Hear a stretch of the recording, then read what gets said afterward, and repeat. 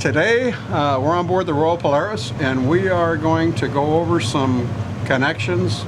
We're going to go over connections with mono and fluorocarbon, and we're also going to go over some general basic knots on hooks. And the most particular one we're going to go over is the one for tying either fluorocarbon or monofilament to spectra. Years ago, when people first started fishing spectra on the boat, most of the people, when they saw you with spectra, if you were on the port side, they go to the starboard side.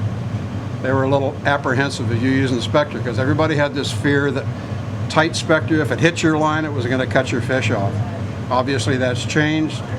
Just about everybody that comes out fishing now, especially on the long range trips, have their reels filled up with spectra, and then they use a top shot, short, long, whatever, but normally their reels are backed and quite full with spectra. There are times when it's necessary, times when it's not so necessary. However, for the average angler, when he has a piece of fluorocarbon on, he feels much more confident. And confidence is a big thing in fishing.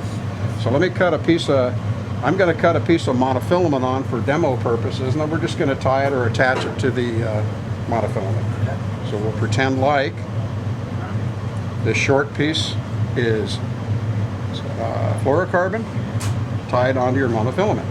Okay, what you do is you take your piece of fluorocarbon, and most people use a piece anywhere from 4 to 5 feet in length, and then you have your monofilament. If you take your fluorocarbon and you parallel the two pieces together, so that you have one tag end at one end and one tag end at the other, and you just push them together to form a natural loop. And all you do is you pinch this loop off, and with your other hand you're going to bring it through this loop 3 times. So it's both the tag end and the main line of the fluorocarbon. 1, 2, 3. With all 4 pieces, you pull it together, and the best way to tell when you've tied this correctly is every single time, without exception, it's going to form a figure 8. It will always form a figure 8. Pull them together somewhat snug, then you let go of your 2 tag lines and pull it together with your attached piece of fluorocarbon to your main line of monofilament. That's it. It's very, very simple. There's numerous connections you can make. This one's proven time and time again to be very, very strong and simple. And the name of the game is simple. John, how heavy a line would you use that knot on? I've seen guys tie this with 100 and 130 pound. That's not a common thing, but I have seen it done. It's very common when you're fishing 20 to 60 pound line.